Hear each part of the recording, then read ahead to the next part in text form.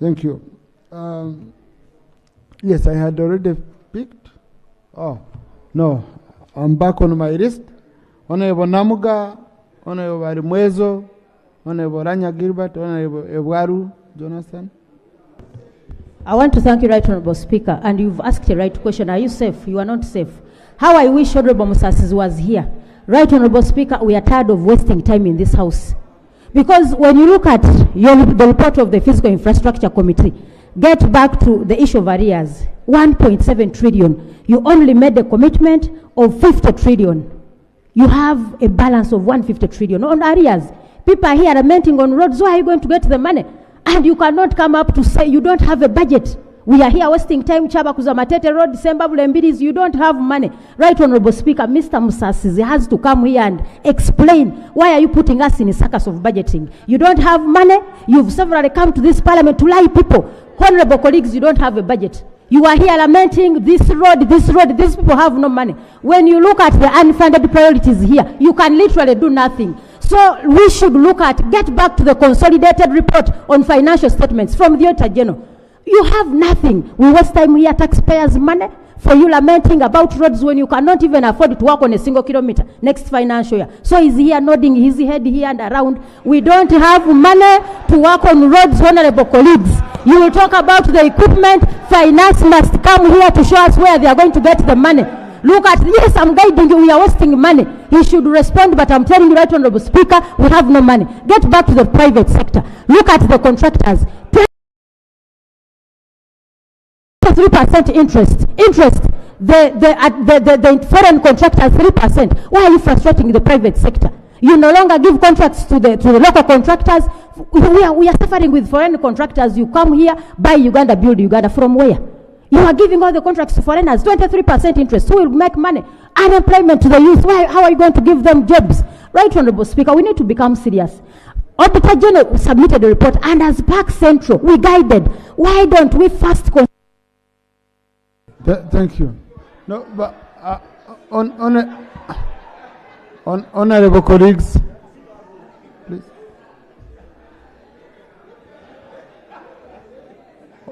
Honorable colleagues, we have money, but it's not enough. So, what we are doing here is to manage the scarce resources. Yes, scarcity does not mean there is nothing. Okay? Yeah, because when you see, we can't say there is no money when works has been given around 6.4 trillion, well, when you're going to get around that much. So there is money, but it's not enough. So how do we manage this scarce resource? That's what we are doing here. So, Honorable Namuga, we cannot abandon this little money we have. Procedure. Yes, Honorable Barimwezo, then Honorable Ranya Gilbert. Thank you, Chair. Thank you, Right Honorable Speaker. Right Honorable Speaker, well aware that you are a student of economic law. JAM in Uganda is becoming a serious issue. We have projects that are bankable. Kampala-Jinja Express Highway is one of the most bankable projects that we have in the country. Like Entebbe Express Highway, one of the most expensive roads in Uganda. By the time they were thinking about Entebbe, they thought it would generate only a mere 2 billion shillings per month. To date, as I speak, Entebbe Express Highway generates over 3.8 billion every month. I believe that Kampala-Jinja Express Highway would be even higher, 4 times higher. We lose 240,000 man-hours every day. And this comes to 10 trillion every year. So, since some of us are economics. Speaker, I would like to appreciate the committee and the chair, my brother Tona Wine, for presenting an elaborate report. Right Honourable Speaker, for the first time, I would like to appreciate the Minister of Works and his ministry as far as Karomba is concerned. At this time, you have kept your words, and the time frame you are given, you have been following the exact time frame. I would like to appreciate you so much for that. And I pray that all government projects on roads, bridges, the time frame should be kept the way you did. I would like to thank you. Right, Honourable Speaker, we have so many roads across the country. And I pray the committee should have prioritized the roads on an equal and balanced manner. All districts, we need good tarmac road. And His Excellency the President promised so many roads across the country. For example, in my district, away Amoro to Rhinocom Road, His Excellency promised 5 years down the road, together with ferry at the Rhinocom. Up to now, we are not seeing the work done. And the committee should have looked at the important roads across the country. There are other roads that connect districts, and those roads are not all that very important because the traffic is not heavy on those roads. But we should have prioritized the heavy traffic roads. Right, Honourable Speaker, on Ginger Express Highway, I recall in the 10th Parliament, we borrowed money for Ginger Express Highway. Thank you.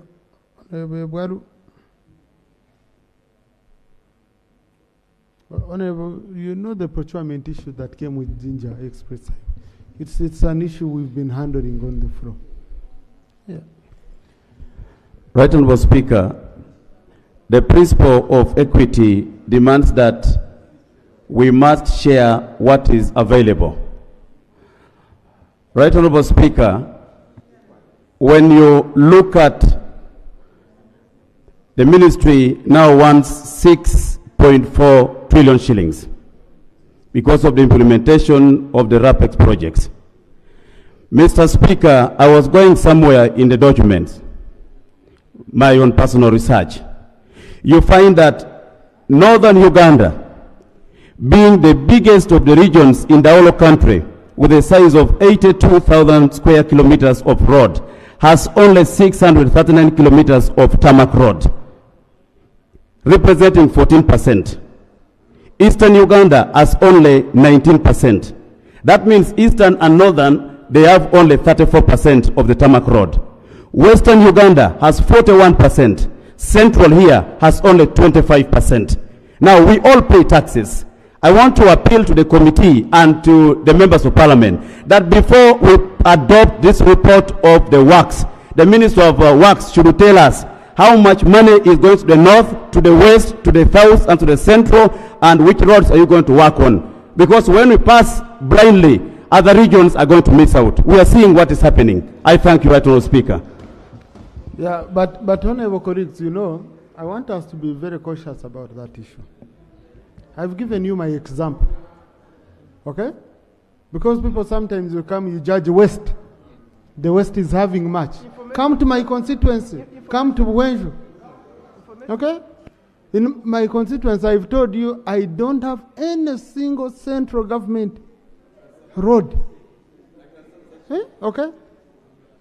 So I think, Honourable colleagues, you have been putting issues here. Let us look at this indeed from a national outlook, but when we start saying this area, this area, this area, then some of us will also say, now Kore caucus of central region, of western region, and we see where is Mitoma, and that's not helpful. Okay, that's not helpful, Honourable colleagues. But what indeed Honourable Jonathan, what he's saying, let's ensure we have, for example, I visited that Zombo area, that Gori Road. It's really unfortunate because when we say we are doing a road in DRC, that road would open us to DRC, that area of West Nile. You know, you would have opened a huge economic activity if you opened that area. You get it? If you go to this area which Honourable Nyachkongoro has been talking about, I drove through that road when the president was touring, Ankole. passing via Honorable Naomi Chibaju. And the President, Honorable Ichweru, the President told the people, you said, please, count this done in July. I was there personally. So now I don't know what, anyway.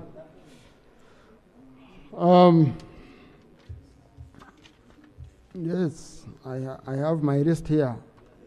Honorable Katari Loy, Honorable Medias.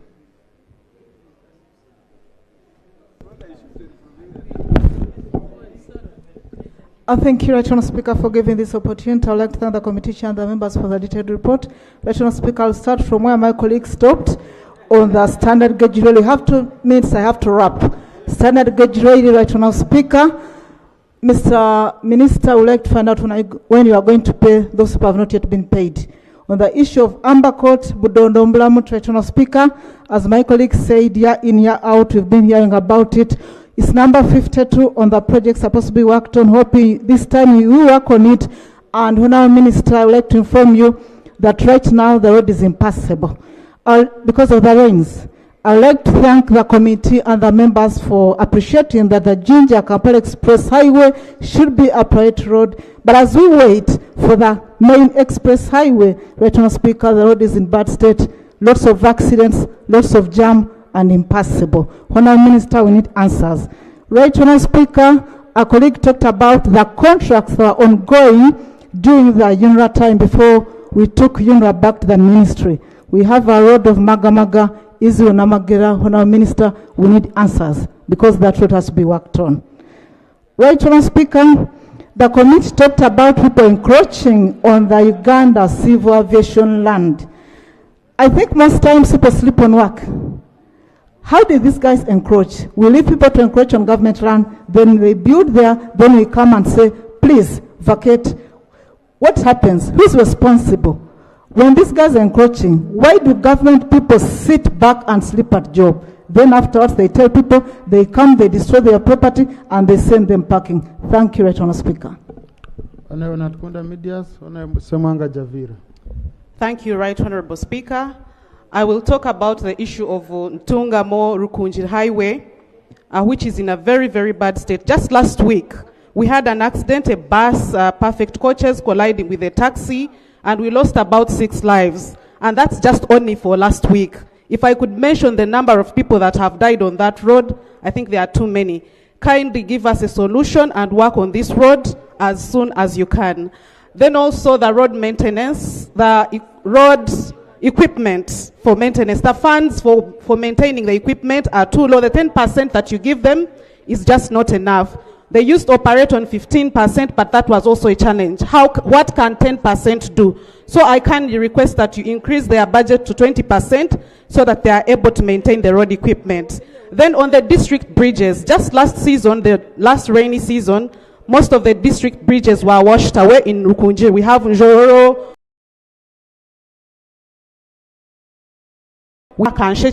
all these bridges were washed away, and it is now another rainy season. We don't know what to tell the people. They are all looking on us. They are counting on us for responses. Kindly, Minister of Works, kindly hear the voices of the people of Rukunji and work on these bridges. Then on the districts that are too big and also the terrain of Kigezi, Rukunji is a very big district. One road equipment is not enough. And most of the times it is, when it works on one sub-county, it is out of use. It needs to be maintained. If you cannot give us another equipment, at least let the funds for maintenance be availed at a timely response. I thank you. Honorable Javira. Thank you, Right Honourable Speaker. Right Honourable Speaker, I want to thank the government for the 1 billion grant. However, Right Honourable Speaker, some of that money is used to hire excavators. I would like, Right Honourable Speaker, that this House thinks about giving money of buying excavators per district. Because an excavator can go for 500 million, and when you calculate by 146 districts, that is about 73 billion. It's workable, Right Honourable Speaker. Secondly, I also have issues of roads, for example, Rumbuguli and Tonde. But the challenge, whenever we go to finance, The issue is no funds. No funds. Here are the funds, Right Honorable Speaker. Everyone has talked about Jinja Kampala Express Highway. It is a public-private partnership project. Right Honorable Speaker, we have to investigate, we have to think about PPPs in this country. Because PPPs alone on that project, which is about $1 billion US, they increase the cost by about 20%. Why don't we have an economic analysis by the Minister of Finance and Works here and present to us when it is fully public and PPP? Then we shall solve the problem and save about 20%. Because, Right Honorable Speaker, the traffic jam along Jinja Road, it has been really, traffic jam alone contributes 6% loss of the of GDP in Uganda. We have to think about it and solve it once and for all. I beg to submit. Thank you, Okror Bosco. Ababiku Jessica. I want to thank you, Right Honorable Speaker. Right Honorable Speaker, I notice we have read 2 books of the Bible. We, the MPs, have read the book of Lamentation and understood it very well. The ministers have understood the Acts of the Apostle. But, Right Honorable Speaker, I want to look at the report, and mostly the initial statement. It's very attractive. It talks about providing reliable transport infrastructure. But I think I want to be very basic and to the point that if we want to provide a reliable transport infrastructure, it's important that we understand what are the bottlenecks. For a road to be worked on, we know we need a grader, we need excavator, we need some of these things. We have requested, Honorable Minister, time and again, that the cost of you even repairing an equipment from Katakwi back to Jinja, because all that area we come to Jinja, why don't we as a parliament resolve that we have these graders, excavators at a sub-regional levels? It can help us. Because, Right Honorable Speaker, we did provide money for the 1 billion. But I will tell you right now, all the districts are struggling to utilize that money. But you'll find that 3, 4, 5 districts all want the excavators. Now, without the excavator, you can't advance. At the end of the day, it is counterproductive. And there's no work moving. Even while we have provided money, we have limited. You cannot go and dig without a hole. We need to provide the hole such that we can be able to. Otherwise, Right Honorable Speaker, and my dear colleague, the Minister, I really want to look at the way to your cut. Honorable Babiku, thank you, Honorable Bosco. Honorable Babiku, followed by Honorable Auma Kenny. Thank you so much, Right Honorable Speaker, for the opportunity. I want to thank government for our beautiful road, Atiakomi Road, which is almost going to be done. However, we have a big challenge connecting us to Obongi, the Sinyanya Road. Yearly, people get cut off. And the ministry has tried, but I'll propose that you think of a more permanent solution, knowing that even we don't have proper roads in Obongi. That is the only road that can aid our movement from Obongi to Ajumani and vice versa. The second issue is about maintenance of our equipments at the regional center. The regional centers can give us backups, but the amounts voted to maintain our equipment is so inadequate. Therefore, I will move that we look at that vote and we add them more money.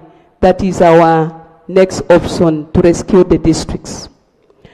Issues of bridges and culverts to support the districts. Honorable Minister, this can be a priority. I have places which are cut off totally, just because we cannot provide culverts. We cannot work on the bridges. If we can increase our money, Right Honorable Speaker and colleagues, that will help our people. You can imagine within a district, sub-counties are cut off. Thank you so much. Thank you.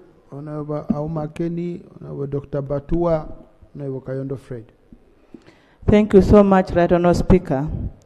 Right Honorable Speaker, this very parliament approved a loan from Islamic Development Bank for the construction of Kum Masindi Port Ferry.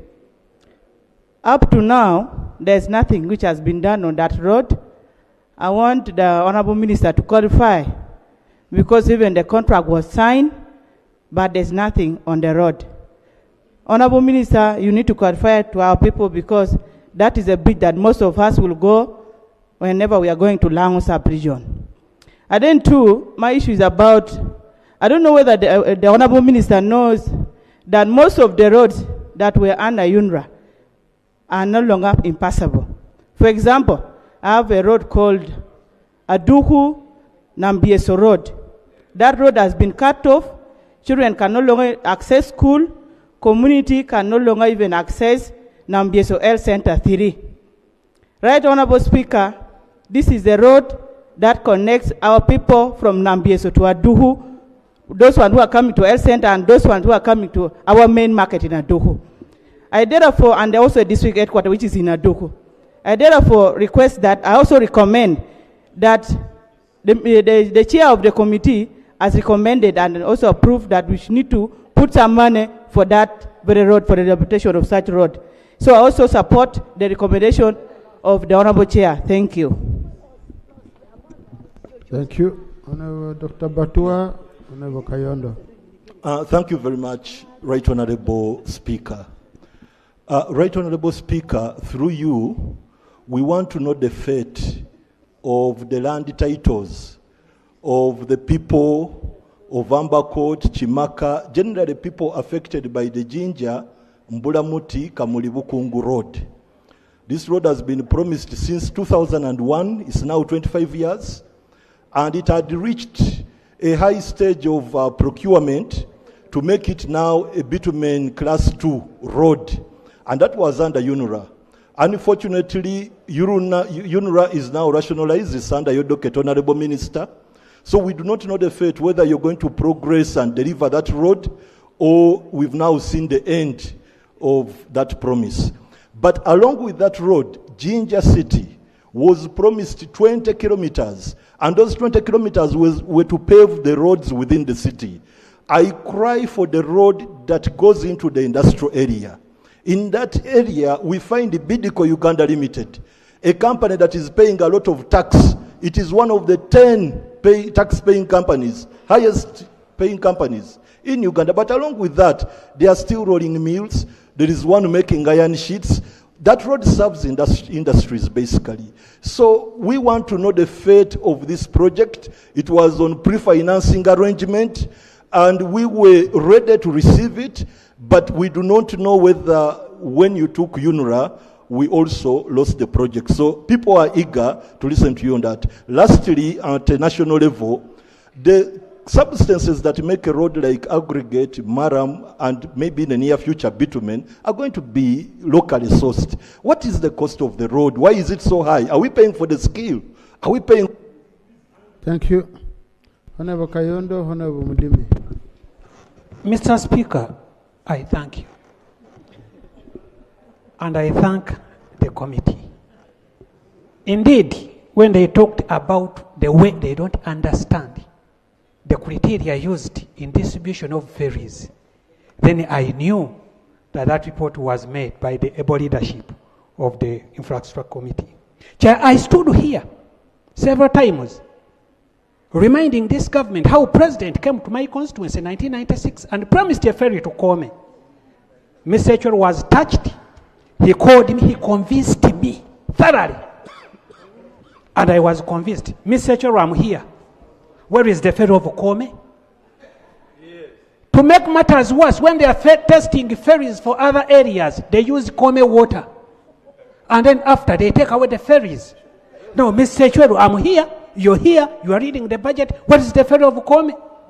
The best we are seeing around is NRM moving around to restore the lost love. That's it. Now we no longer love them, so they must restore the love. Come to Kome and ask for that lost love. Love without action is dead. Honorable Speaker, let us not behave like the baboon monarchy, which forgot nothing and learned nothing. Why are you forgetting nothing and learning nothing? For 30 years, you made that promise and nothing is done. Honorable Speaker, let us not forget the floods that have been happening around Kampala here.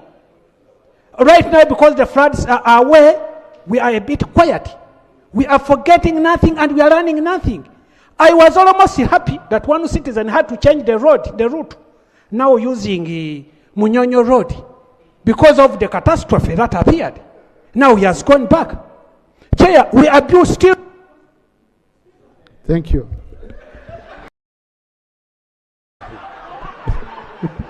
Right Honorable. Thank you. Honorable Demi. I also take the opportunity to thank the committee for the report. Right Honorable Speaker and Honorable Demi, please, the floor is yours. Right Honorable Members, please listen to Honorable Demi. Members are talking about the Kampala Jinja. But another nightmare is from Jinja to Nakalama. It is a 40-kilometer stretch, but you can use more than 3 hours. So when we are planning for Jinja, Kampala Jinja, we also need to plan for up to that Nakalama side.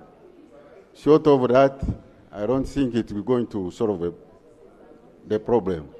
Second, Right Honorable, government took a decision to forcefully acquire people's land to resettle people. Those areas of Kivala and others.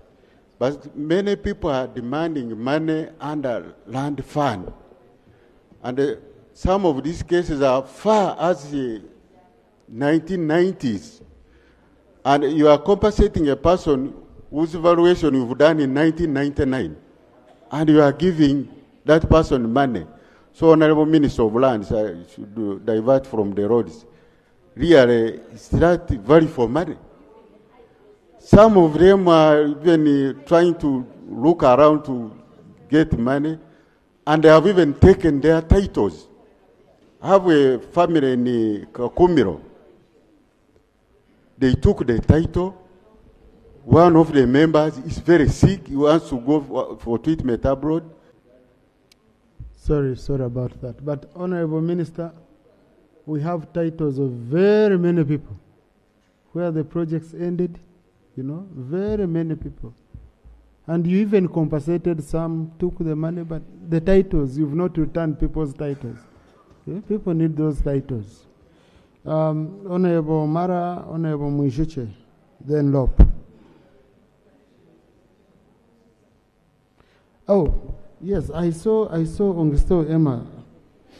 I saw his name somewhere. Sorry, I'm going to cross-check.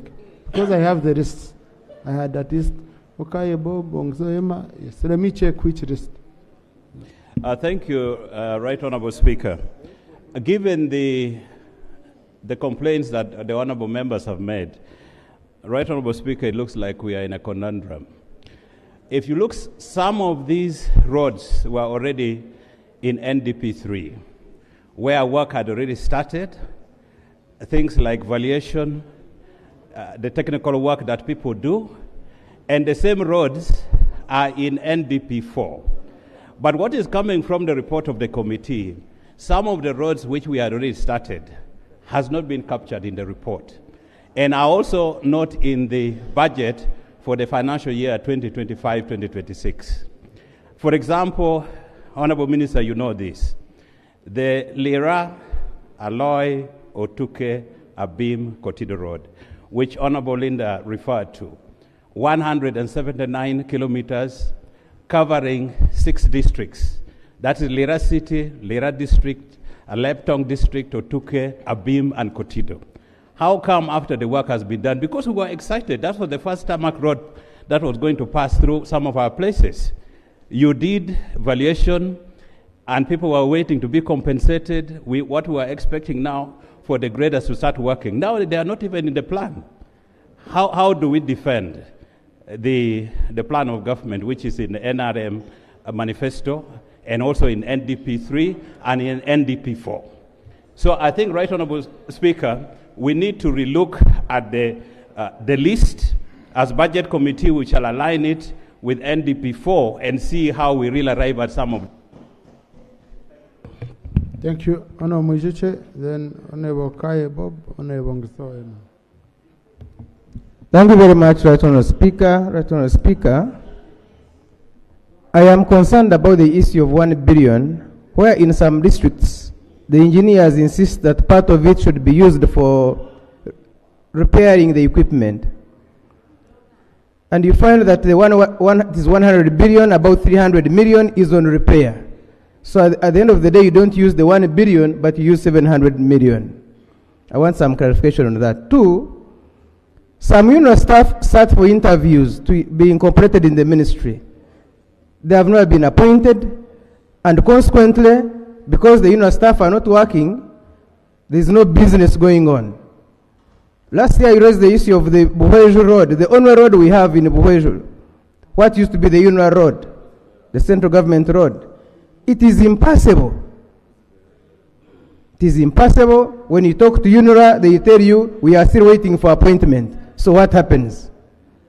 So finally, the issue that was raised by Honorable Nyachikongoro, the issue of the Bwizwera Buheju Kabwehe Road. This has become like a song.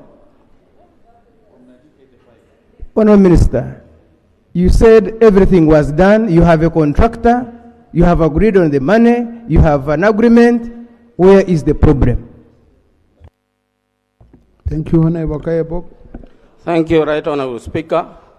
Kwani has 3 sub-counties that has not been benefiting from Uganda Road Fund for the last 4 years, and they are very bitter. Last time I went there, they told me to take them back to their regional sub-counties because it was created when I was the district chair. The issue of coding doesn't work because these are gazetted sub-counties. 2, Gulu Regional Workshop was created way back when some of us were still kids. And when Lango sub-region had only 2 districts, now we have 10. These people cannot do miracle. What regional workshops should be in every sub-region if we are to realize any results. Lastly, Kwania district, local government, among other districts, were partially given road equipment, a grader and an excavator. Without the roller, without the water boozer. For me, I thought in this budget we are going to hear something about that. But the minister is silent, and even the committee. Lastly, Mr. Speaker, I think you need not to regret about not having central government roads. When you have 2 central government roads, that are very impassable. You cannot move on those roads. And we are even now wondering if they can give it back to us as a district. We'll work on them. Because this is bringing problem. We have the people who think they are coming for campaign. One of them was seriously working on that road. And voters have started now, celebrating that those are the kind of people they need. So let's work on these government roads. Thank you. Honorable Ngiso, Honorable Kwizera. Thank you so much, Mr. Speaker. Mr. Speaker, I first want to find out from the Minister of Works, when Uganda Road Fund was an entity on its own, government was not giving them the money which was due to them as Uganda Road Fund. I want to find out how easy it's going to be now that it is a department within the Ministry of Works. That is number one. Number two, the road that my sister Joan talked about from Pakwach to Rhino Camp, actually that road starts from Panyimur. Minister, you know about it. It starts from Panyimur, and as we speak, any other heavy rain, that road is going to be cut off completely. So, Honorable Minister, you need to look at that. And then number three, Actually, Chairman, you mentioned the meter gauge railway from Gulu to Pakwach as a by the way, because the initial issue you talked about was about that road, that railway line from Tororo actually to Gulu. Pakwach was now mentioned as a by the way, and I want to appeal that the one from Gulu to Pakwach does not become a by the way, and it becomes something that is looked at more seriously. Then finally, Mr. Speaker, I spoke one time here that we are in this election period. For the Nebi sub-region from Pakwach up to Zombo, that road, even if repeatedly we are going to talk about it, the one from Nebi, Goli, Zombo, and whatever, that road for us in Nebi sub. Thank you. Honorable Wagahungu, Honorable Renduru Lop. Right, Honorable, thank you very much.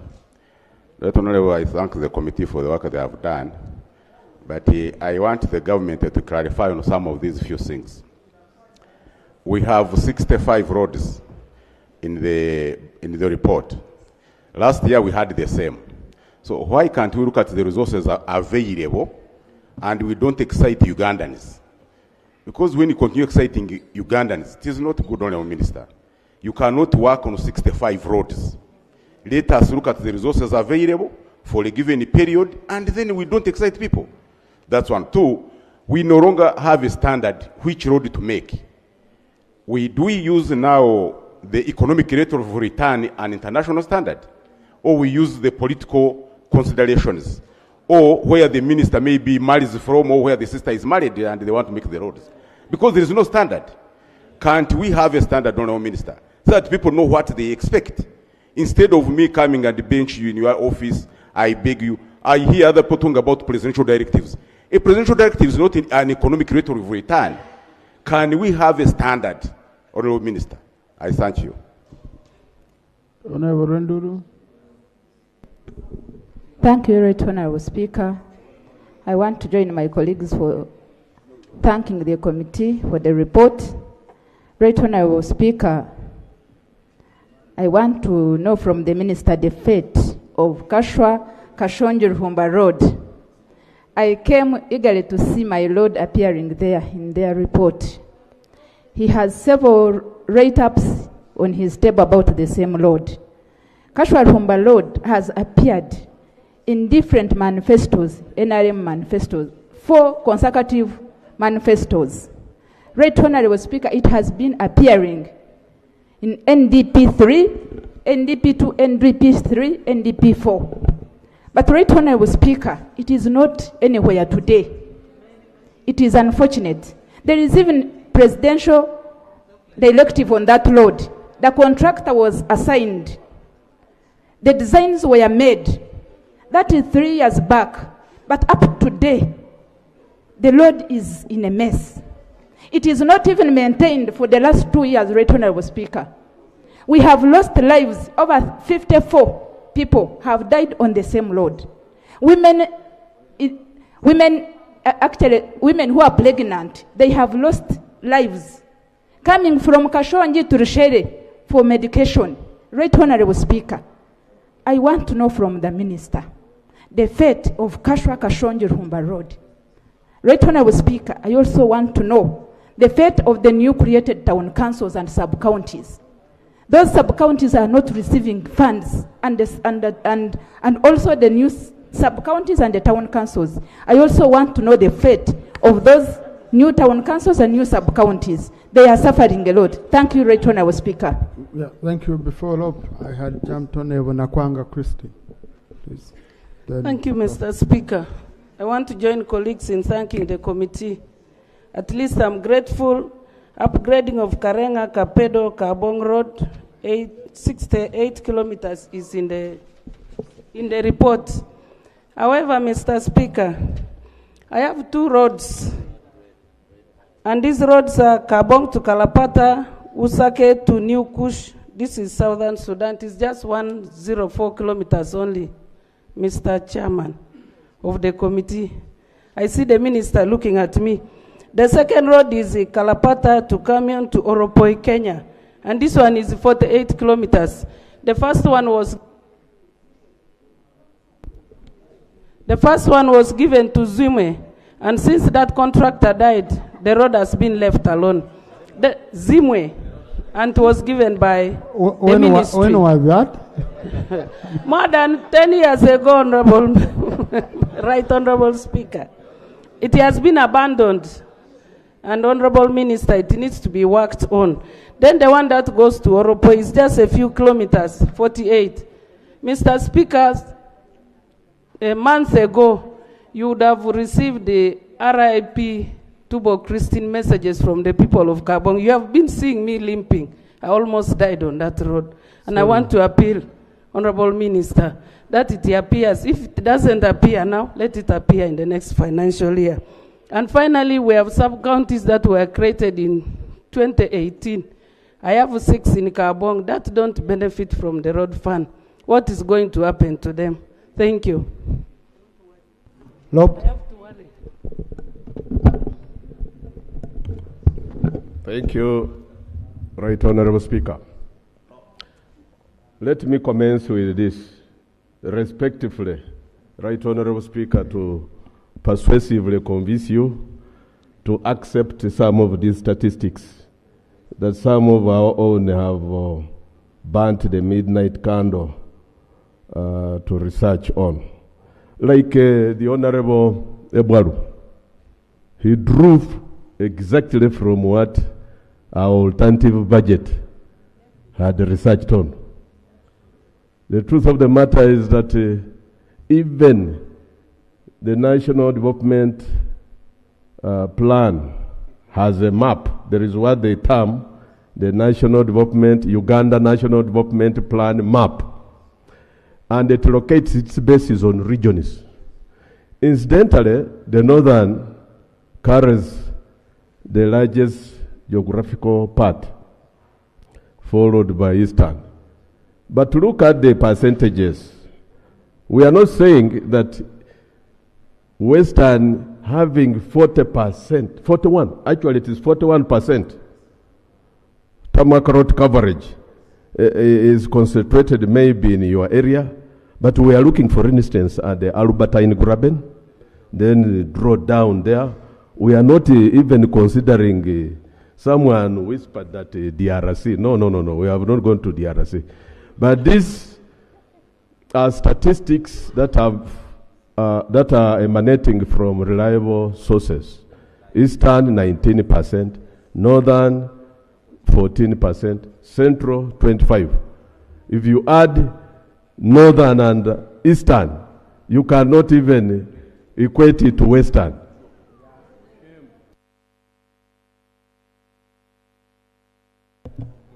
Mr. Speaker, our constitution, I was looking at national objectives.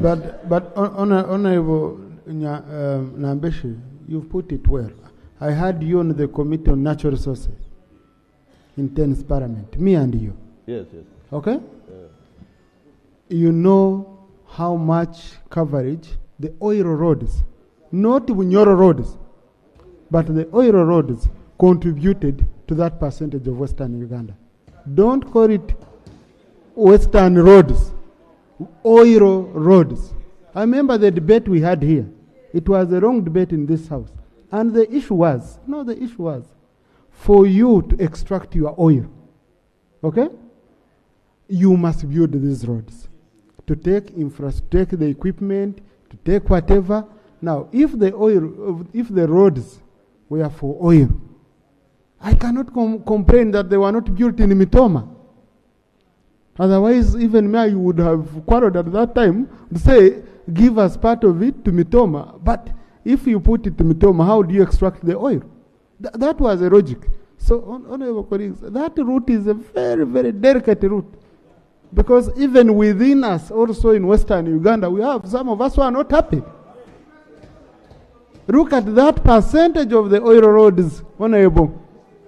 It's the one which made Western Uganda look like it has so much. And I was with you. Mr. Speaker,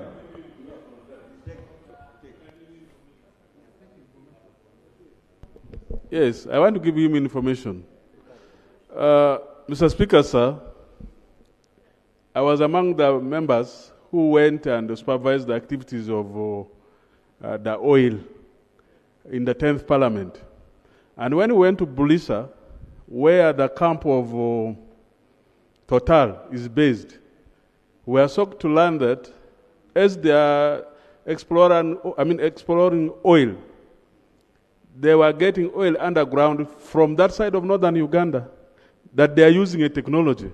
Because we had asked that when you will look at these oil projects, there are a number of social corporate responsibility by these companies, where they are building hospitals, they are building schools. Why did they choose to explore the one from northern Uganda underground?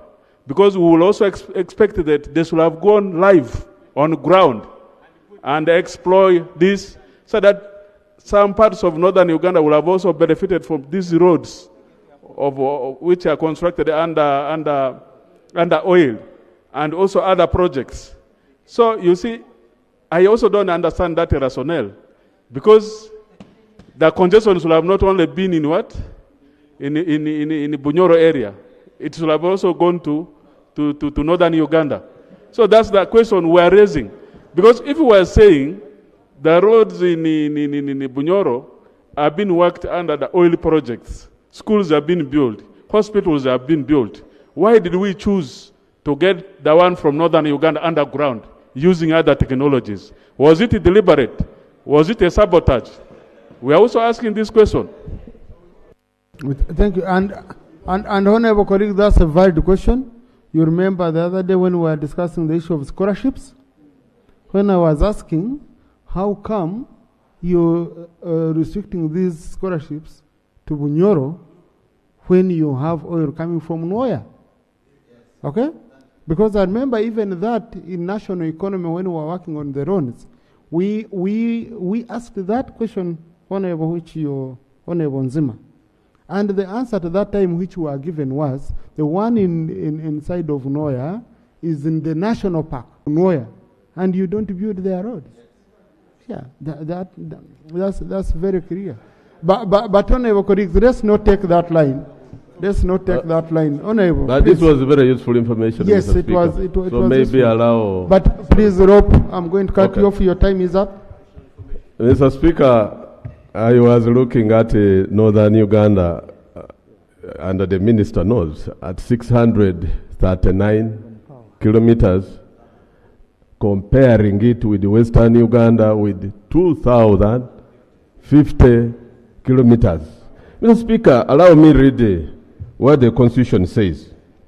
You know, I actually admire the reason and the logic with which you articulate this argument about Western maybe having moved the roads in the Albertine Graben. But let's come here what the Constitution says in the national objectives and principles of directive principles. Roman 12, balanced and equitable development. It says in Roman 3, the state shall take special measures in favor of development of least developed areas. And that's where I concur with the Kwezera's submission. When he says it seems even when we have planning, a whole directorate of planning, we don't seem to have had a standardized or rather even minimum standards of planning. There is a huge conundrum in all this. You are talking, for instance, of a mountainous terrain like the Bugisu sub-region, Sebei sub-region. Now a bridge which recently your ministry purported to give, they were playing on our psychology of the leaders. Yes, that they had dispatched a team to assess the magnitude of damage. A bridge which connects Vududa Hospital, actually it has now cut off Manafa, Namisindwa, and Kenya. When Rifatutu burst its banks, it washed away this bridge. Very important bridge. Up to now, we eventually proved you have not dispatched any team. And I'm sure you yourself have not even visited. And I don't know whether in your plan or plans you are about to go there. But the truth of the matter is that now, Wugizu sub-region, particularly that area of Ruda, is recording the highest maternal mortality rates. Because even if you talk of roads, there are parts you cannot even construct roads. We have seen members here advancing ferries. Indeed, you have done well in that area. But in your planning, what are you going to do for areas or mountainous terrains where you cannot ferry a pregnant or mother in labor from some valley up a hill down to Bududa Hospital? We had earlier mooted a plan of at least an aircraft, but we don't even see it in the NDP 4. This Bududa Sachwa Road, much awaited and hyped, and has appeared in the budget almost 7 times. The Honorable Mudimi can bear me witness. It mysteriously disappeared. And this is a very important road. As we talk, the cost of doing business on this road is extremely high. We get so many Kenyan trucks, now they can no longer access Bududa. And most of the produce there, of course, is perishable. Farmers are counting losses. Mr. Speaker, I have just realized how much we are spending as Uganda on commitment fees on the Kampala-Jinja Express Highway. If it is above 6 billion, I don't know whether the ministry could see that as a huge hemorrhage to the very resources, meager resources, that the government or country needs to fix the roads that are in deplorable state, and they are numerous in number. Thank you, Mr. Speaker. I beg to submit. Honourable Minister. Minister for Justice, you will talk last.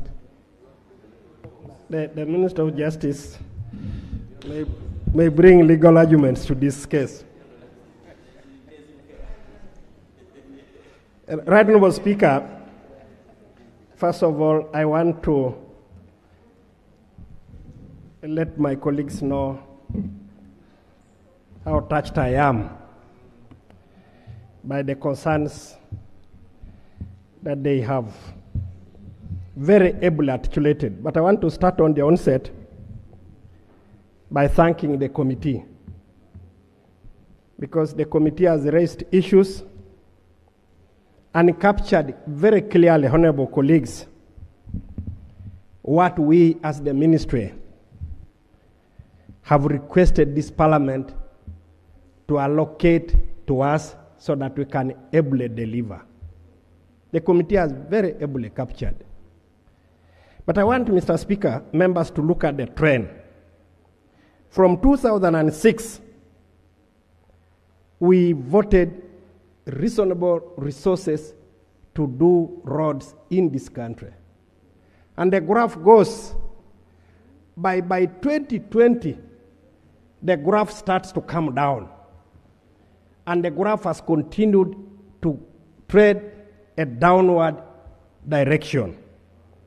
To the extent that when we come and we ask you, Parliament, that we want 6.4 trillion to be able to address the challenges that we have, and then we allocated 3 trillion.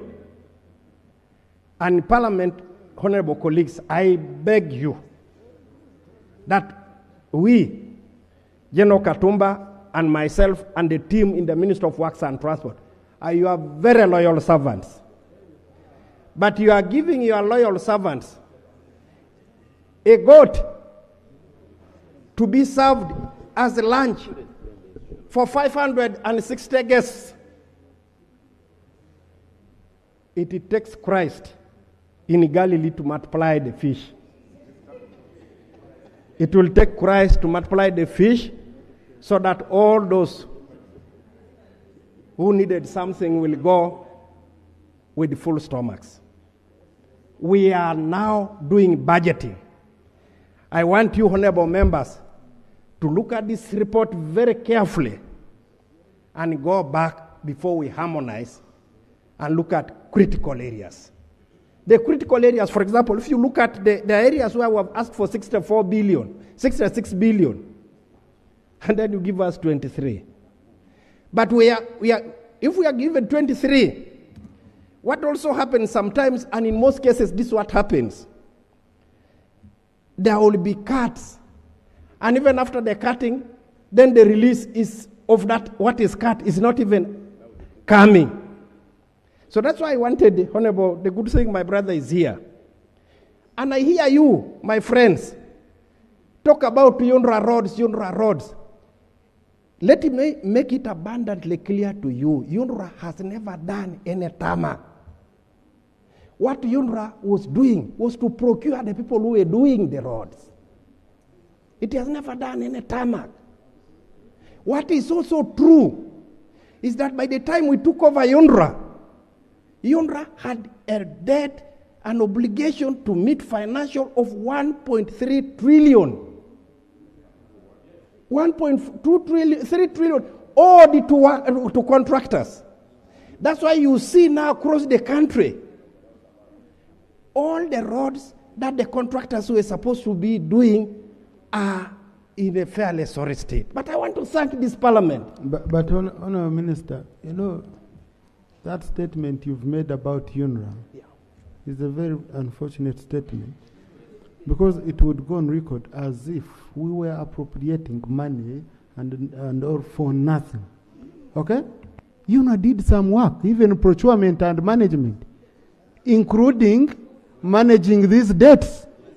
That's why you see, when UNRWA was working, the contractors were not off the roads. When you took over, they ran off. No, I want to put it to you clearly. We were seeing them. So managing the portfolio. So we supported you on merger. Okay? We supported you. Please take over from UNRWA. Don't bring the ghosts of UNRWA here. Because it's belittling Ugandans who put in a lot of effort. Those UNRWA engineers, Honorable Minister, were suffering with you, and it was you praising them. Now you're just saying they were only doing procurement. They did a great job, okay? So yeah, I think put it on record. We don't look like UNRWA did nothing through that period. Sir, I am saying, and I will repeat this for the record, UNRWA as an agency did not tarmac any road as an in-house. That is a fact, sir. What UNRWA did, and what UNRWA did and what we are following to do, first is to make sure that we, as a ministry, develop in-house capacity to tarmac some roads. This is what Namibia does. We should develop in-house capacity to tarmac some roads. We should. Honorable, we are going into uncharted waters. Yeah, so I must make this very not clear. going to issues of ghosts. Okay? So, sir, I must say this. So what has happened? We came to this house. Requested for supplementary. And that supplementary, this house has been very supportive. You passed the supplementary. We have 450 billion. That is meant to take care of these contractors. What we expected was bigger than that. But what we are going to do and what is being done technically, honorable colleagues, is to make sure that these contractors are enabled in the next few days to recover some of the equipment because the banks had grabbed them, to recover a number of so that they can go back to the roads. And our hope is that the contractors will go back. Let me just give an example of Mitiana Mubende without going through all the details, because I've captured here, right honorable, I've captured here 178 requests. But let me just talk about Mitiana Mubende. Mitiana Mubende is government of Uganda funded. And the contractor is Enago. Enago has not been paid to a tune of about 60 billion by we. because of lack of resource. So for that reason, Enago was taken to court and taken to court by the suppliers of fuel and also the bankers the money. So Elago had to fold up, awaiting us to release the money. I am happy to report to you, honorable colleagues, that with the resources that have been released in the supplementary, we hope to send resources to Enago in the next few days. Enago will be back on that road because it's a critical link to this country. It's a very, very critical link to this country. So for us to come here, honorable members, and imagine that there is a deliberate effort sometimes to ignore you. I must say that's not correct. Let me say something about the community access roads. This one's under DOCA. Members, while it is true that the roads that are very important are the highways that are applied by these trailers and that will really bring a lot of taxes to the country, to all of us here, the most critical roads are the crossings from this swamp to that health center, from this swamp to that market. And by last financial, by the financial year we are concluding, it received zero release. It received the zero release. Now, when it received the zero release, it received the zero release, Mr. Speaker, when we had identified the contractors to do all those community access roads. The good news now, I have had a discussion with these colleagues of finance. In the supplementary, some resources have been put so that we can be able to activate those that we had committed, so that you, honorable colleagues, will have something to explain to the people. It is delayed, all right, but it has come. And when is it? So that is what happens. So finally, let me say this, Mr. Speaker, and I want to emphasize this to you, honorable colleagues. From 1,000 kilometers that we inherited to now about 7,000, the trajectory is good. The most important thing that I need this honorable house to do is to pass these resources, and before we harmonize and pass, we want 3/4 of the resources that come to the ministry to go for maintenance of what we have achieved. Let it go for maintenance.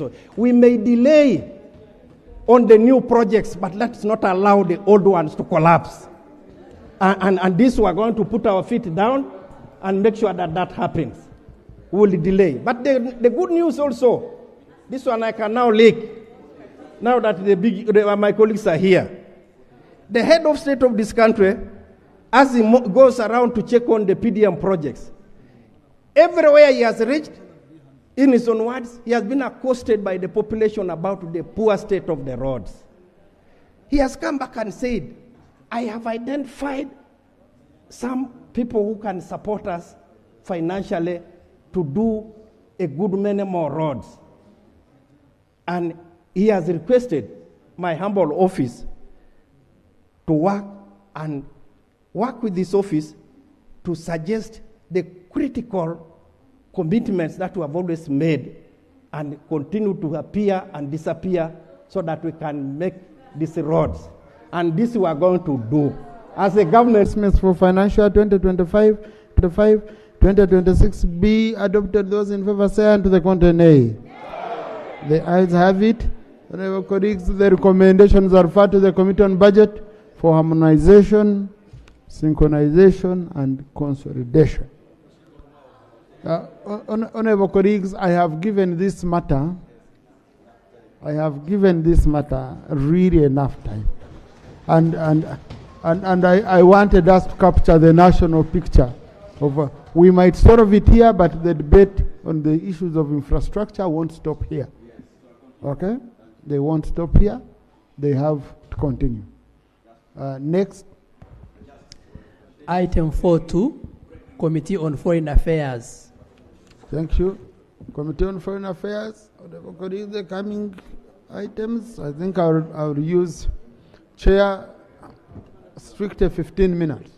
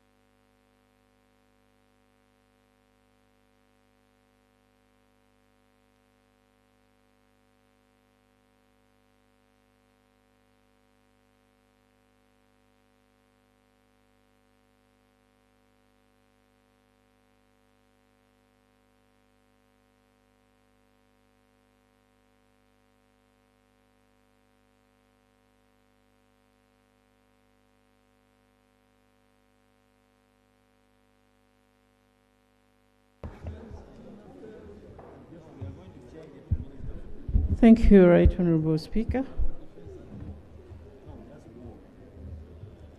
You guided that the committee has 15 minutes to present.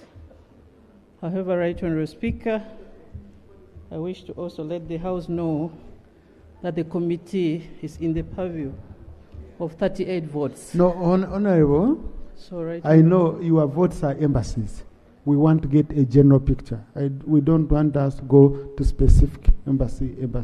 That's why the votes are many. And we read the report, so we shall capture all of it on the answer. Right Honorable Speaker, I beg to lay on table a copy of the report for the committee with all its attachments. Beg to lay. Mr. Speaker, I beg to lay the minutes of the meetings of the committee.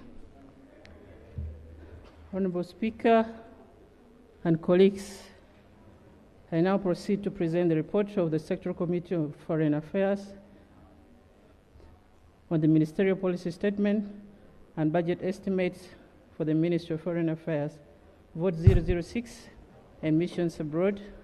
Votes 501 to votes 538 for the financial year 2025, financial year 2025-26. Mr. Speaker, sir, and colleagues, like the Speaker has guided, the scope of the report covers compliance of the Ministerial Policy Statement to legal requirements, half-year budget performance 2024-25, key plan outputs for 2025-26, proposed budgetary allocations for the financial 2025-26, and medium term, and finally, committee observations and recommendations. Colleagues, I now take you to the committee observations and recommendations, which are on page 24. Members can follow through. Right Honorable Speaker, number 1, on contributions to international organizations. Objective number, Roman number 28 of the National Objectives and Directive Principles of the State Policy under the Constitution provides that Uganda shall actively participate in international and regional organizations that stand for peace and for the well-being and progress of humanity. Uganda is currently subscribed to about 40 international organizations which give access to global platforms for diplomacy, international cooperation, peace, security, and socio-economic development. However, the Ministry of Foreign Affairs is only responsible for 7 key organizations to which it is required to make annual financial contributions, and those organizations are listed down on page 24. Right Honorable Speaker, when you go to page 25, you can look at the benefits of us subscribing to these international organizations. Why I'm stating this is because over time, this issue has been very important in this House. Members have been raising it, even Budget Committee. Now, the committee's observation is that we are gravely concerned that despite the substantial benefits that have accrued to Uganda from its membership to these international organizations, the country has persistently failed to fulfill its financial commitments to the organizations. By June 2025, Right Honorable Speaker, Uganda's arrears will have accumulated to Uganda shillings 89.698 billion, as detailed in Annex 8, which members can look through. I now proceed to the recommendations straight away. The committee recommends that the Ministry of Foreign Affairs be allocated additional funding of Uganda shillings 72.085 billion to clear the outstanding arrears and Uganda shillings 25.56 billion for payment of Uganda's annual assessment contributions, obligations to international organizations. Right Honourable Speaker and colleagues, purchase of land for extension of the ministry's headquarters. The Ministry of Foreign Affairs informed the committee that it received a grant of approximately Uganda shillings 19.5 billion from the government of China for construction of an extension to its headquarters. The ministry has identified suitable land near the headquarter building for the project comprised in that location described there. And Right Honourable Speaker, the cost of the land is Uganda shillings 17.02 billion, of which 3.1 billion has been provided in the budget for financial 2025-26, leaving a funding gap of 13.92 billion. Our recommendation, Mr. Speaker, sir, is that the committee, that the ministry be allocated an additional Uganda shillings 13.92 billion for the purchase of land in financial 2025-26 to benefit from this grant. Then, Right Honourable Speaker, funding for NAM midterm review meetings. Right Honourable Speaker, we are all aware that Uganda successfully hosted the 19th Non-Aligned Movement Summit, assuming its chairmanship until 2027. This landmark event elevated Uganda's international profile, highlighting its leadership potential at the global level. However, Right Honourable Speaker, as the chair of NAM, Uganda is mandated to host the midterm ministerial meeting of the 19th NAM Summit in July 2025. The funding requirements for the ministerial meeting is Uganda shillings 5.724 billion, which has not been provided for. The committee recommends that the Ministry of Foreign Affairs is allocated an additional 5.724 billion for the midterm ministerial meeting of the 19th NAM Summit in financial 2025-26 to enable Uganda fulfill its obligation as NAM chair. Right Honourable Speaker and colleagues, absence of documented foreign policy. The committee reiterates its concern that to date, Uganda lacks a documented foreign policy that would serve as a reference point for the Ministry of Foreign Affairs, foreign missions, and diplomatic staff in conducting bilateral and multilateral engagements, as well as benchmark for assessing the effectiveness of Uganda's foreign policy decisions. Right Honourable Speaker, members can read through that. Our recommendation as a committee is that the Ministry of Foreign Affairs, the current state at which the ministry is at is on consultation on draft foreign policy, which is ongoing at the highest level according to the report of the ministry that is at the head of state. We recommend that the Ministry of Foreign Affairs should expedite consultations and finalize the draft foreign policy. Then, Mr. Speaker, on failure to lay international agreements before Parliament, the committee notes with concern the persistent failure by the Ministry of Foreign Affairs to lay international agreements entered into by the government of Uganda before Parliament within the prescribed 6 months, as required by Section 4 of the Ratification of Treaties Act Cap 190 and Rules of Procedure of Parliament as required, Mr. Speaker. We therefore recommend that the Ministry of Foreign Affairs strictly adheres to the provision of Section 4 of the Ratification of Treaties Act Cap 190 and Rule 40, Sub-Rule 1 of the Rules of Procedure of Parliament, by ensuring that all international agreements, including protocols, are laid before Parliament within 6 months of signing or conclusion. Right Honourable Speaker and colleagues, non-implementation of Memoranda of Understanding. The committee observed that the government has entered into several Memoranda of Understanding with other countries in various areas of cooperation. The negotiations for the MOUs are often facilitated by the Uganda's missions abroad, and they report on them. However, Mr. Speaker, there are quite a number of redundant MOUs. Our recommendation is that the Ministry of Foreign Affairs conducts a comprehensive review of all existing MOUs to assess their relevance and implementation status. Redundant MOUs should not be renewed. Sorry, Mr. Speaker. Then let's move to, on page 29, absence of diaspora policy. Right Honourable Speaker, the committee notes that one of the core functions of the Ministry of Foreign Affairs and missions abroad is to enhance the participation of the diaspora in national development. And however, Uganda lacks a policy framework to guide meaningful engagement with the diaspora. As a result, diaspora engagement is not consistently prioritized across most missions, Mr. Speaker, sir. We now recommend as a committee that the Ministry of Foreign Affairs expedites the development of the national diaspora policy to provide a clear, coordinated, and strategic framework for effective diaspora engagement by the ministry and missions abroad. Right Honourable Speaker, on page 29, on issues of increased funding for economic and commercial diplomacy, Mr. Speaker, sir. When you move to page 30, you look at the achievements under economic and commercial diplomacy, which is very core for us as a country, because this is where we can attract a lot of investment into the country and can support us in our economy, Mr. Speaker, sir. The achievements, we have 12 missions, at least by half of financial years, as contained in Annex 10, have portrayed their potentials and what they were able to reap from allocated ECD funding. And Mr. Speaker, in financial 2025-26, there's a proposal for more missions to get ECD funding. And Right Honourable Speaker, because of time, I will not read the details, but the table there states to us about 34 missions actually are going to benefit from ECD funding. Observation of the committee is that the 34 out of 38 missions abroad have been allocated ECD funding. The committee appreciates government for this.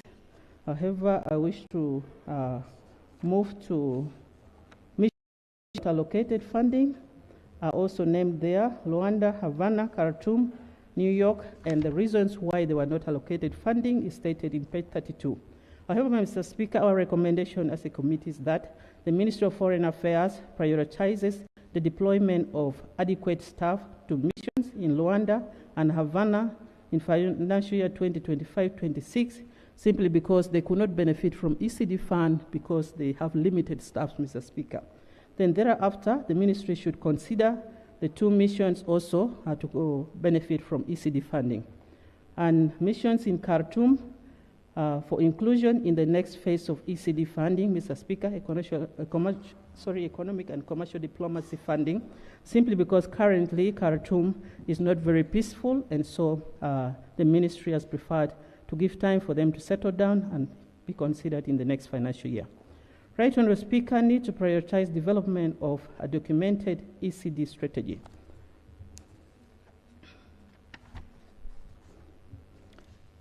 Economic and commercial diplomacy, Mr. Speaker, and the House aligns with the foreign policy objective of promotion of Uganda's national interests as set out in the Constitution and is one of the key development strategies under NDP4. However, ECD to be effective, there is need for documented ECD strategy that clearly defines the country's ECD priorities and ensures they are aligned with the national development goals. Such a strategy would not only serve as a reference for developing ECD work plans and allocating funds for ECD activities, but also act as a benchmark for assessing the performance of missions, ensuring accountability and value for money in the utilization of the Economic and Commercial Diplomacy Fund. Mr. Speaker, the Ministry of Foreign Affairs informed the committee that it is working with the Ministry of Finance, Planning and Economic Development, missions abroad, and other relevant agencies to develop a draft ECD strategy, which is expected to be finalized in June 2025. The ministry further stated that continued funding for ECD activities will be contingent on a mission's performance, and missions that fail to meet their targets will not receive ECD funding in subsequent financial year. The ministry has also established an ECD task force comprising of officers from Ministry of Finance and Ministry of Foreign Affairs, which has developed templates to track and assess the progress of implementation of ECD funding. Right Honourable Speaker, we recommend that the Ministry of Foreign Affairs expedites the development of the ECD strategy by end of the current financial year to ensure effective planning, implementation, and monitoring of the program. Right Honourable Speaker, because the committee was concerned how missions are selected to benefit from this fund. Need to align ECD funding with program-based budgeting. Right Honourable Speaker, this is critical. The committee notes that in financial year 2025-26, funding for ECD has been allocated to missions under the Governance and Security Program. Line for ECD in the program budgeting system. Instead, ECD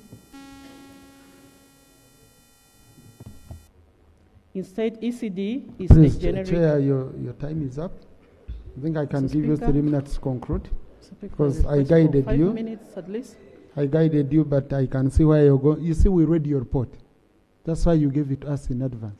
So 3 minutes, conclude. Right, Honorable Speaker, I may comply, but the details of missions have not been captured, having many votes. I really plead with you, if you don't mind. Chair, what you do, Recommendation? Chair, I have been to these missions, okay? They are suffering the same problem. I will request you summarize for us the problems of the missions, because they are cross-cutting, not each one being specific. I request you.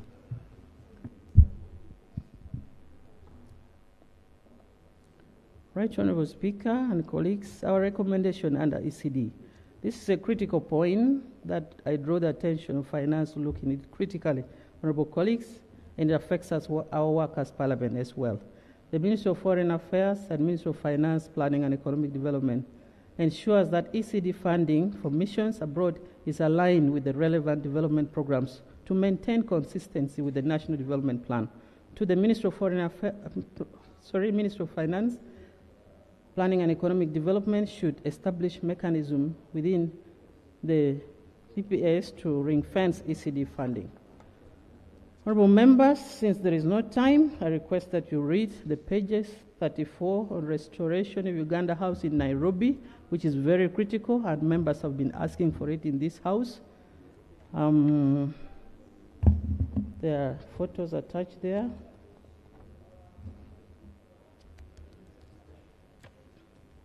Same applies with our mission in DRC, which got vandalized. Committee recommends that since funds for restoration of Uganda House have been allocated in the financial year, but less by 1.8 billion, we recommend for that funding to be provided. Right, Honourable Speaker, there are a number of issues the committee discovered that came as gaps that led to from the missions regarding issues of destruction of our missions in DRC and Nairobi. The committee has made recommendations for missions to improve on that. Relocation of our mission in Cairo. Cairo, they are moving to a new capital, and it is mandatory that Uganda mission also moves. There's a funding gap there, right, Honourable Speaker. The committee recommends for additional 8.78 billion to be allocated to them to move to the new capital, right, Honourable Speaker. Right, Honourable Speaker, on page 38, need for temporary location of services of missions in Kinshasa because of the security situation there. The committee has recommended that temporarily the ministry relocates our services at our mission in Kinshasa within the areas of accreditation for our presence to continue to be felt there. Then renting of official residence in London, Mr. Speaker, government appropriated fund, the residence is renovated, but to our dismay of the committee, the residence not being used by the ambassador is being rented for non-tax revenue. And Mr. Speaker, the committee has recommended that this decision should be reversed because if residential Switch on and conclude, Chair. As I conclude, compensation of diplomatic staff in Khartoum, mission staff in Khartoum, right, Honourable Speaker, is a critical matter. I draw the attention of members to it, and we have recommended for them to be provided funds to be compensated. Absence of substantive heads of missions in some missions.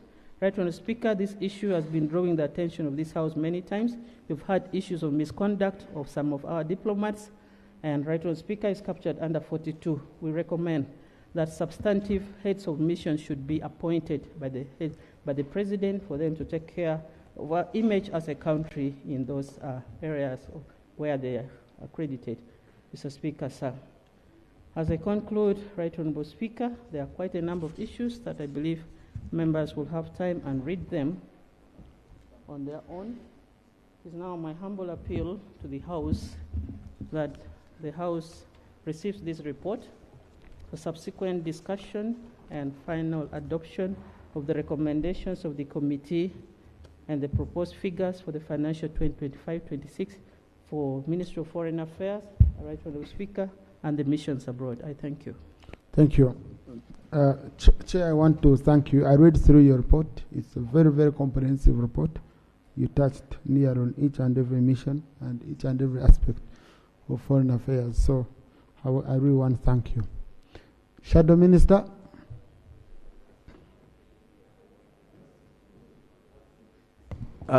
Thank you, Right Honourable Speaker. I also thank the committee chair for the exhaustive report.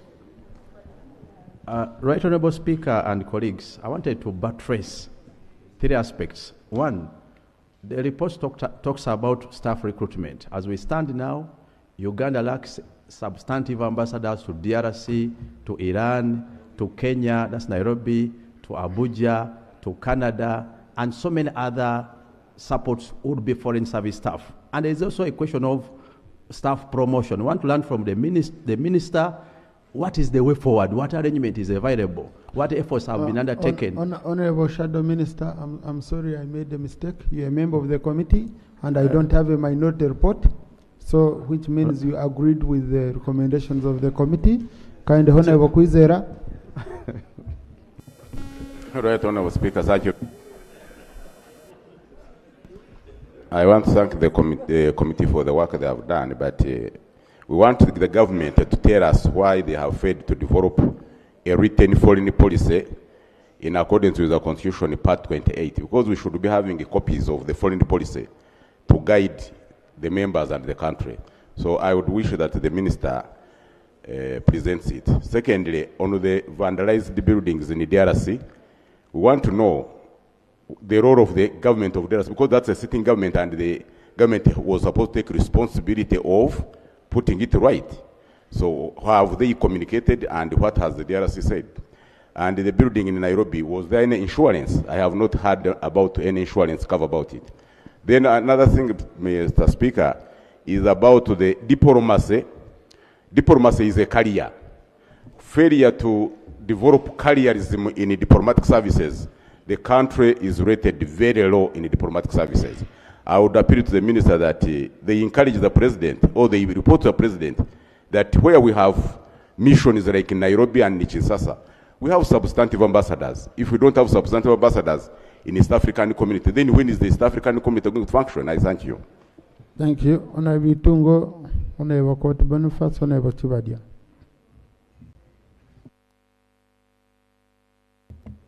Thank you, Mr. Speaker. Mr. Speaker, I want to thank the chairperson and the committee for the report.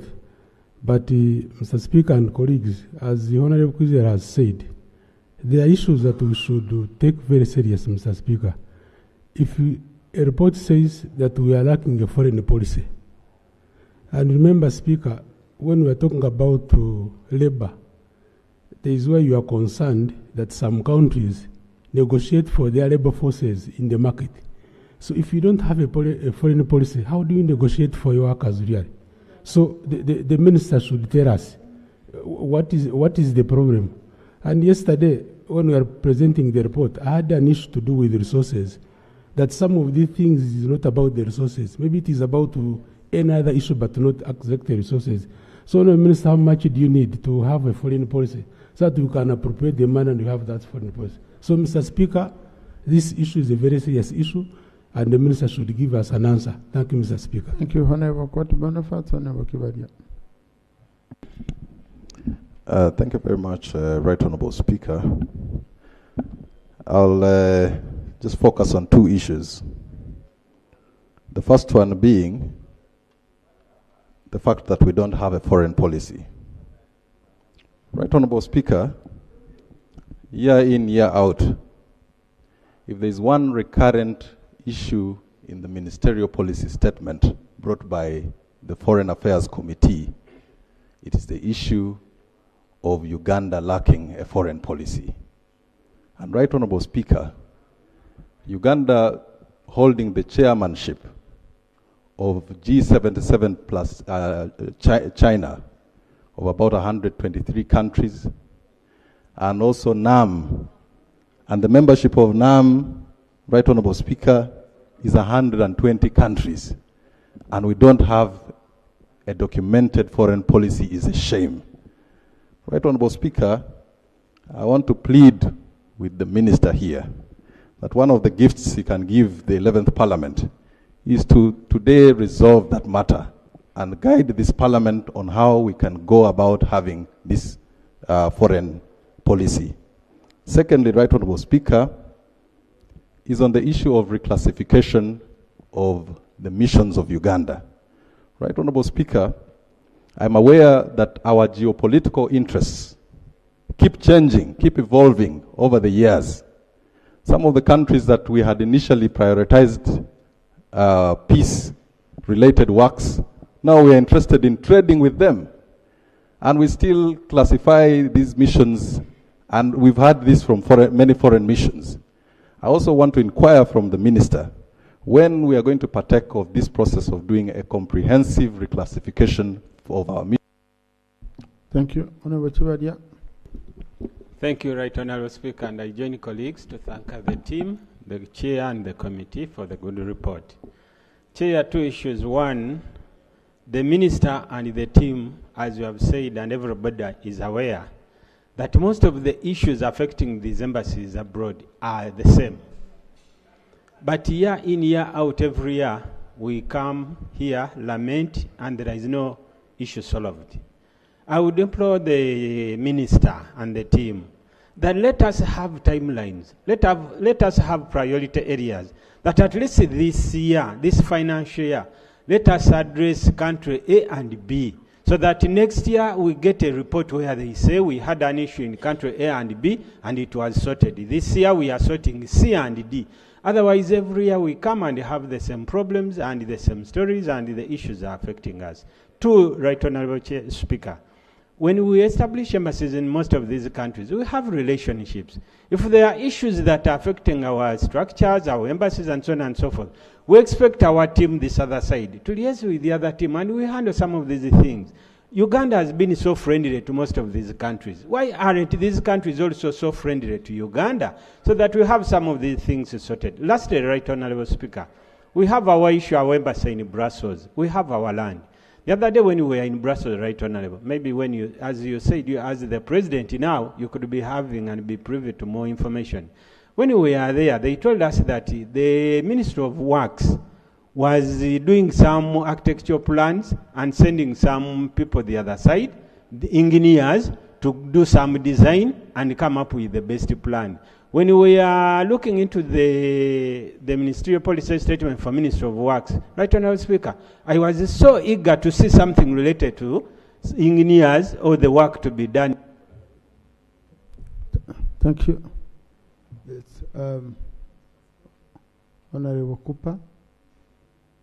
Honorable Nifa, you spoke during infrastructure? Yeah. So, Honorable Cooper, Honorable Abdara. Thank you, Right Honorable Speaker. Thank you, committee.